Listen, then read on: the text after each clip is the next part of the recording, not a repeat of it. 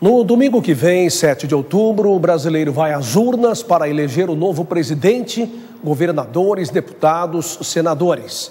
O Canção Nova Notícias exibe algumas reportagens que vão ajudar o eleitor a mergulhar na história e a entender como o Brasil chegou ao Estado democrático de direito. A participação popular é a alma da democracia. Por isso, é difícil falar dela sem mencionar a importância do voto.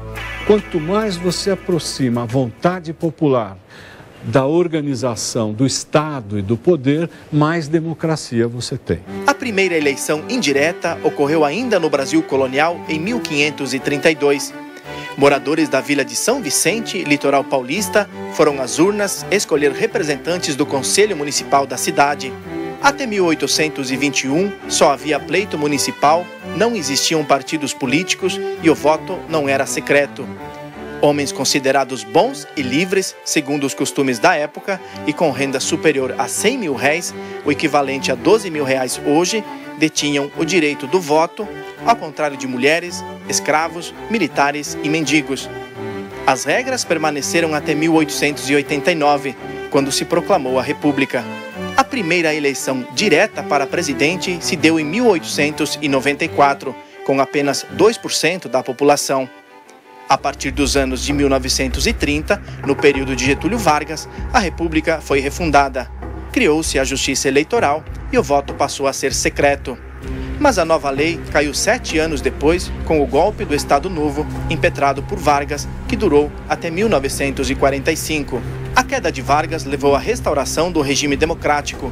Surgiram os partidos políticos e os movimentos da sociedade civil começaram a caminhar em direção à nova ordem institucional. Você tem uma democracia eleitoral nesse período, se constitui a justiça eleitoral e ela tem poderes sobre a organização, amplia-se muito e cria-se o voto secreto, o voto direto, secreto do cidadão. Em 64, a restauração da democracia é novamente interrompida com o golpe militar. Foram 21 anos de regime até a eleição indireta de 85 e a promulgação da nova Constituição em 1988.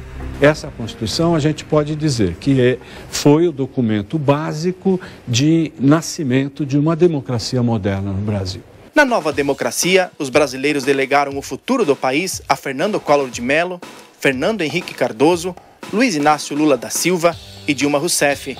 Nos últimos anos, o país mergulhou numa crise moral, política e econômica, deixando a população desconfiada da democracia. Um país igual ao nosso aqui, que prega a democracia, mas um ganha um salário mínimo e o outro ganha 60 mil reais por mês. Né? Quer dizer, não tem nada a ver, a democracia é só teórico, né?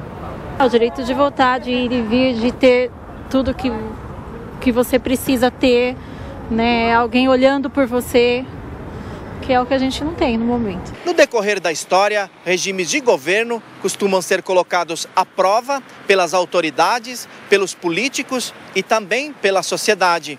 No Brasil foi assim com a monarquia, com a velha e a nova república, com a ditadura militar e agora com a democracia. O que se espera é que a democracia das urnas dê ao Brasil um horizonte de paz e esperança.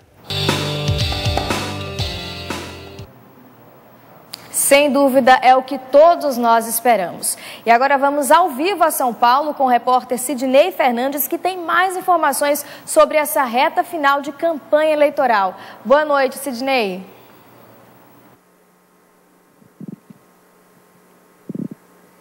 Boa noite, Catarina. Boa noite a todos que acompanham o Canção Nova Notícias. Entramos na reta final de uma das eleições mais importantes da história do nosso país. Um pleito importantíssimo e também muito polarizado. Por isso, eu converso agora com o professor de Direito Constitucional, Ricardo Macau, que vai ajudar a gente a entender esse momento que a gente vive nessa reta final das eleições. Boa noite, professor. Boa noite, eu agradeço o convite e a oportunidade para falar de um tema tão relevante para a história do nosso país. Ok, essa polarização que a gente está vendo na política, no convívio entre as pessoas, no convívio familiar e que também se espalha pelas redes sociais. O que é essa polarização? Bom, a gente percebe que o cenário eleitoral brasileiro deste ano em específico está dividido entre grupos bem definidos de intenções de votos. Alguns votam em determinado candidato ou grupo partidário, outros votam em outro grupo partidário. A polarização basicamente se dá por um confronto direto entre as intenções de votos desses dois blocos partidários ou candidatos. Ela pode ser analisada como um sinal de maturidade do processo eleitoral quando se aplica a polarização ligada a uma análise profunda das propostas de governo, uma análise profunda da intenção de cada candidato que se apresenta em um dos polos. O que não pode ocorrer é uma discussão polarizada que não tenha essa preocupação, que acabe resultando em ofensas ou pior ainda, que inviabilize os eleitores de analisar as propostas de cada um dos candidatos. Isso é ruim para a democracia, então? Olha, a democracia, na sua tradução livre, é o governo do povo. O povo governa de modo civilizado. Então, a polarização ela se torna ruim quando perde esse caráter de civilizado, de ser civilizada. Então, não há em si uma negatividade em incitar a polarização. Nós temos, por exemplo, alguns países, como os Estados Unidos, onde você tem só dois blocos partidários e a polarização dura durante não só a eleição, mas durante o exercício do mandato. Mas o que não pode ocorrer de fato é que essa polarização resulte em ofensas pessoais e o mais grave e preocupante para o cenário constitucional é que faça com que os eleitores percam o foco da importância de analisar cada uma das propostas de governo. E a gente percebe que essa polarização se repete a cada 4 anos, né? E antes das eleições ou depois das eleições, isso tudo passa e parece que se esquece das eleições. O que poderia ser feito? Olha, nosso direito constitucional ele traz instrumentos muito eficientes de controle dos governantes. E é algo que é natural de democracias avançadas. Então, eu acredito que se a população, os eleitores, acompanhasse toda a execução do governo de modo permanente, muito atento e preocupado com o avanço das instituições brasileiras que já estão consolidadas, eu acredito sinceramente que um ambiente um pouco mais amigável no processo eleitoral seria construído por todos.